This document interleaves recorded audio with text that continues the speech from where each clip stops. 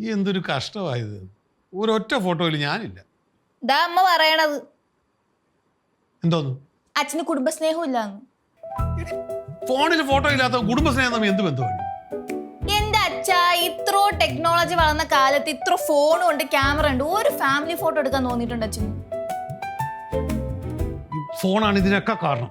ഈ നശിച്ച സാധനം ഉള്ളതുകൊണ്ടല്ലേ നിന്റെ അച്ഛന്മാരെടുത്തോണ്ട് ഇങ്ങനെ ചുണ്ണാമ്പ് തേക്കുന്ന പോലെ ഇങ്ങനെ ഉരുട്ടിക്കൊണ്ടിരിക്കുന്നത്. എന്നിട്ട് അതിനകത്ത് കുത്തുന്നതും കാണാം. എന്നിട്ടാണ് ഇപ്പൊ പറയുന്നത് വാട്സാപ്പിലോ ഫേസ്ബുക്കിലോ ഏതാണ്ടിലൊക്കെ ഇടാൻ കുടുംബ ഫോട്ടോ വേണമെന്ന്. എന്റെ ഫോണിനെ കുറ്റം പറഞ്ഞോ? അയ്യോ, ഒരു കുറ്റവും പറയുന്നില്ലേ. നിന്നെ ഇരട്ട പ്രസവിച്ചാണ് ഈ ഫോണിന്റെ കൂട്ടത്തിൽ. നിന്റെ അമ്മ നിന്നെ ജനിച്ച സമയത്ത് ഈ ഫോണും കൂടെ വന്നാണെന്ന് അറിയാൻ വേണ്ടി ചോദിച്ചതാണ്. ഇത്രയ്ക്ക് സ്നേഹം പറയാൻ. എന്റെ പൊന്നെ, ഫോൺ ഇല്ലായിരുന്നെങ്കിൽ എങ്ങനെ ജീവിച്ചേന്ന് എന്റെ പൊന്നോ. കറക്റ്റാ. ഈ ഭൂമി മുഴുവൻ തലകുത്തി മറിഞ്ഞേനെ ഫോണില്ലായിരുന്നെങ്കിൽ. അച്ഛൻ നോക്കണ്ട. അങ്ങനെ പറയില്ലേ. നോക്കിക്കേ, കണ്ട സ്വന്തം ആവശ്യം വന്നപ്പോ ഫോൺ വേണം. ഫോണാണ് ഏറ്റവും നല്ല സാധനം. നീ നോക്കി അങ്ങനെ പറ. ആ ഫോട്ടോ കാണിച്ചേ. ഇതെന്റെ കയ്യാ, ഇതെന്റെ കയ്യാ.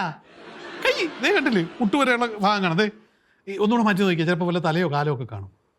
ഇതിനകത്ത് എഴുതി വെക്കാം, പാപ്പാടി പ്രകാശിന്റെ കൈ. വേണമെങ്കിൽ ഒരു ഉപ്പും കൂടി ഇട്ടു. ഇതൊരു വല്ലാത്ത അവസ്ഥയാണ്.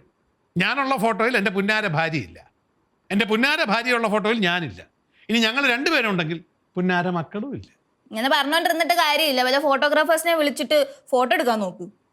ഫോട്ടോഗ്രാഫറിനെ വിളിച്ചാൽ നിന്റെ തന്ത കൊടുക്കൂടി പൈസ. തന്ത കൊടുക്കണം. തന്തയ്ക്കല്ലേ ആവശ്യം, എനിക്കാണ് ആവശ്യം. എന്തോന്ന് ആലോചിക്കാനേ? ഫോട്ടോഗ്രാഫേഴ്സിനെയാണ് വിളിക്ക്. വിളിക്കാല്ലേ? വിളി. വേറൊരു ഐഡിയ. നമുക്ക് നമ്മുടെ വേണുക്കുട്ടനെ വിളിച്ചാലോ? ഞാൻ പോണു. ഇതേ വേണുക്കുട്ടൻ എന്താ കുഴപ്പം? അതിനേക്കാളും നന്നായിട്ട് ഞാൻ വേണമെങ്കിൽ ഫോട്ടോ എടുത്തു തരാം. ഈ ഫോണിൽ എടുത്തു തരാം. നീ വിചാരിക്കുന്ന പോലല്ല. വേണുക്കുട്ടനെ വിളിച്ചു കഴിഞ്ഞാൽ അവൻ അറിയാവുന്ന നീ പറഞ്ഞ പോലുള്ള നല്ല ഫോട്ടോഗ്രാഫർമാരെ വിളിച്ചു തരും.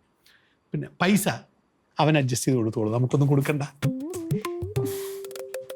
ഐഡിയ എങ്ങനെയുണ്ട്? എന്നാ വേണുക്കുട്ടൻ ആണെങ്കിൽ വേണുക്കുട്ടൻ. ഇതിനകത്ത് നമ്പർ ഇല്ലല്ലേ? അച്ഛമ്മയുടെ ഫോണിൽ നിന്ന് വിളിക്കാം.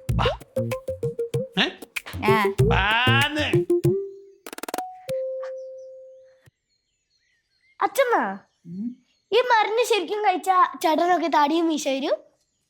ഈ മരുന്ന് കഴിച്ചാലേ നീ ജീവനോടെ ഉണ്ടായിട്ട് വേണ്ടാടാ താടിയും മീശം വളരാൻ. അപ്പൊ ഈ മരുന്ന് കഴിച്ചാ ചത്തു? എടാ മണ്ണുണ്ണി, ഇത് അകത്തോട്ട് കഴിക്കുന്ന മരുന്നല്ല, പുറമെ തേക്കുന്ന മരുന്ന. അത് ശരി. അപ്പൊ താടി വരണമെങ്കിൽ മുഖത്തല്ലേ തേക്കണ്ട, പുറത്തല്ലല്ലോ. ഞാൻ മുഖത്തോ പുറത്തോ എവിടെ കിടക്കെ തേച്ചോളാം. നീ നിന്റെ പണമൊക്കെ കയറി പോണം. എന്നാ കരടീന്റെ പോലെ രോമൊക്കെ ഉണ്ടാവും. ഈ മരുന്ന് സൂക്ഷിച്ചും കണ്ടൊക്കെ ഉപയോഗിക്കണം, അല്ലെങ്കിൽ ഇത് ഉള്ളം കയ്യിൽ വരെ രോമം കളിക്കുന്ന മരുന്നാ ഇത്. ആണോ? പിന്നെ അച്ഛമ്മ പറയണത് നോക്കിയിരുന്ന് ഇപ്പൊ താടി മീശ മുളച്ചു വരും. എടി മോളെ, നീ നിന്റെ അച്ഛച്ചന്റെ ഫോട്ടോ കണ്ടിട്ടില്ലേ? അതിനകത്തെ ചാക്കപ്പം വൈദ്യര് പറഞ്ഞു കൊടുത്ത മരുന്ന് അരച്ചു പുരട്ടിയിട്ടാ അങ്ങർക്ക് കൊമ്പം മീശ വരെ ഉണ്ടായത്. അത് നിനക്കറിയോ? എന്നിട്ട് എന്റെ അച്ഛനൊന്നും തേച്ച് കൊടുക്കാഞ്ഞ് ഒരു രോമം പോലും ഇല്ലല്ലോ മോത്ത്. അത് നിന്റെ അമ്മയുടെ വാലും തൂങ്ങി നടക്കുന്നതിന് രോമത്തിന്റെ ആവശ്യമില്ല. എന്റെ അച്ഛനെ പറ്റി പറഞ്ഞല്ല, ഞാൻ നിന്റെ അച്ഛനെ പറ്റിയല്ല, എന്റെ മോനെ പറ്റിയാടാ പറഞ്ഞു. അതന്നെ ഞാനും പറഞ്ഞേ. അത് എന്റെ അമ്മയുടെ കേസ്. അമ്മയ്ക്ക് അച്ഛന്റെ ആ ക്ലീൻ ഷേവ് ഇഷ്ടം, എക്സിക്യൂട്ടീവ് ലുക്ക്. അതാണ് അമ്മ അങ്ങനെ അച്ഛനോട് നടക്കാൻ പറയാൻ. നിന്റെ അമ്മയ്ക്ക് എക്സിക്യൂട്ടീവ് ലുക്കല്ല ഇഷ്ടം, എച്ചിക്കൂട്ടത്തിനെ ഇഷ്ടം. നീ അങ്ങനെ എക്സിക്യൂട്ടീവ് ലുക്ക് അങ്ങ് പിടിക്കി. അത് അമ്മയ്ക്ക് ഇഷ്ടം എക്സിക്യൂട്ടീവ് ആണ്, പക്ഷെ എനിക്ക് കുറച്ച് താടിയൊക്കെ വേണം. അതുകൊണ്ടാണ് ഞാനിപ്പം മരുന്ന് നോക്കാൻ പോകുന്നത്. പോരും താടി മരുന്ന്. എടി നീ നോക്കിക്കോ, ഈ മരുന്ന് അരച്ചെന്റെ മുഖം തൊട്ട് നാളെ നേരം വെളുക്കുമ്പോ എന്റെ താടി മീശ എന്താ ഇതുപോലെ ഇവിടെ. നാളെ നേരം വെളുക്കുമ്പേ ഇപ്പൊ വരും. കെട്ടിവെക്കാണ്ടാവോ? മോനെ, അതിമോഹമൊന്നും വേണ്ട. ഈ മരുന്നിനെ കുറച്ച് നാള് പിടിക്കും ഇതിന്റെ ഫലം അറിയാൻ. അതെ, കൊറേ വർഷം പിടിക്കും. ചിലപ്പോ മുതുക്കനാണ്ടവരെ നോക്കിയിരിക്കും. ആണോ അച്ഛമ്മ? അല്ല മോനെ, ഈ മരുന്ന് തേച്ച് എനിക്ക് താടി മീശ എടുത്തിട്ട് നിങ്ങളെ അപ്പം ഞാൻ വിളിച്ച് കാണാം. എങ്ങോട്ട് നിങ്ങളൊക്കെ വിളിച്ചു കാണിക്ക്. ഈ സരസ്വതി അമ്മ ഇതൊക്കെ എത്ര കണ്ടതാ.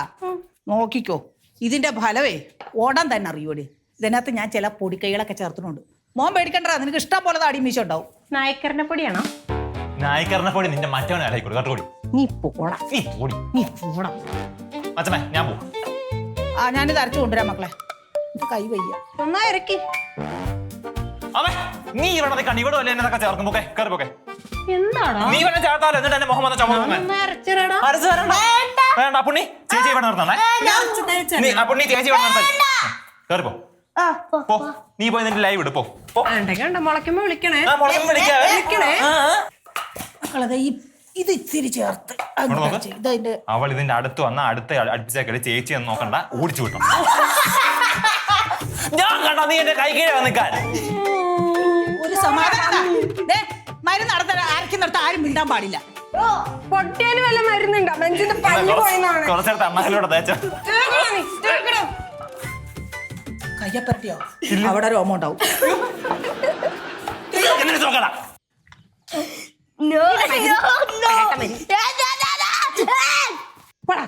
തലതെറിച്ച പെണ്ണാ പെണ്ണ്. നീ ചെയ്യ എന്റെ കൈ വയ്യ.